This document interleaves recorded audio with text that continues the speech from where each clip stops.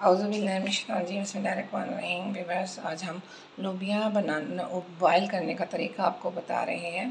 لوبیا boil کرنے کے لیے آپ اسے پہلے دھو لیں، دھونے کے بعد اسے بھگو دیں۔ میں نے اسے 5 سے 6 گھنٹے بھگو دیا ہے۔ بھگونے کے بعد اس میں سے پانی نکال دیں۔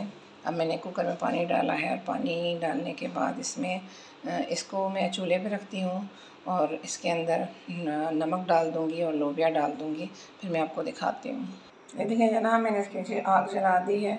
یہ پانی ہلکا سا گرم ہوتا ہے، اس میں وہ آتے ہیں، تو میں یہ لوبیا جو ہے اس میں ڈال دوں گی، اور ساتھ میں نمک بھی ڈال دوں گی۔ یہ دیکھیں جناب، اس میں ابال آ گیا، اور میں نے اس میں لوبیا ڈال دیا ہے۔ میں اب اس میں نمک بھی ڈال دوں گی۔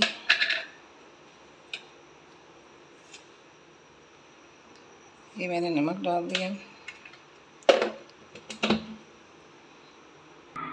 یہ دیکھیں جناب، یہ لوبیا نظر آ رہا ہے۔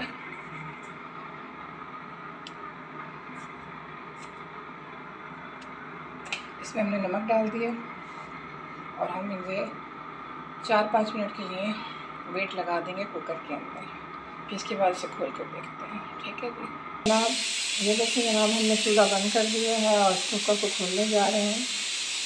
اب میں آپ کو دکھاتی ہوں کہ اس کی لوبیا گلی ہوئی کیسی ہے۔ ہمارا کوئی کام آپ کو اچھا لگے تو ہمیں سبسکرائب کر دیا کریں، آئیکن بٹن دبا دیا کریں، کہ آپ کی محبت ہوتی ہے۔ رحمت ہے خدا کی، جس نے ہمیں ہاتھوں میں ذائقہ دیا۔ جتنا شکر ادا کریں اپنے خدا کا کام ہے۔ ہمیں دعاؤں میں یاد رکھا کریں۔ میں بھی کھول کے آپ کو دکھاتی ہوں۔ دیکھیں جناب، یہ گل چکا ہے ماشاءاللہ ماشاءاللہ۔ میں آپ کو دکھاتی ہوں، یہ دیکھیے۔ ہمیں اتنا ہی چاہیے۔ اب کرنا آپ نے یہ ہے، کیونکہ ہم نے زیادہ مقدار میں سے بوائل کیا ہے، کرنا اسے یہ ہے آپ نے کہ اسے ٹھنڈا کرنے کے بعد فریزر میں ڈال دیں۔ جتنی کٹوری آپ کو ضرورت ہو نکالیں اور استعمال کریں، یعنی آپ اسے اسٹور بھی کر سکتے ہیں۔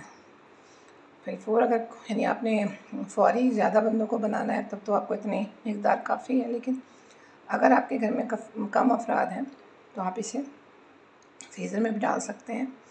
2-3 مہینے تک یہ اسی پوزیشن میں فریزر میں پڑا رہے گا، خراب نہیں ہوگا۔ جب آپ کو چاٹ میں ڈالنا ہو، میکرونی میں ڈالنا ہو، کسی اور چیز میں ڈالنا ہو، تو آپ اسے نکالیں، ایک کٹوری اور استعمال کر لیں۔ ہمیں دعاؤں میں یاد رکھا کریں، اور ہمارا چینل ضرور سبسکرائب کر دیا کریں۔ اللہ آپ کا حامی و ناصر ہو، اللہ نگہبان ہو۔ اللہ حافظ۔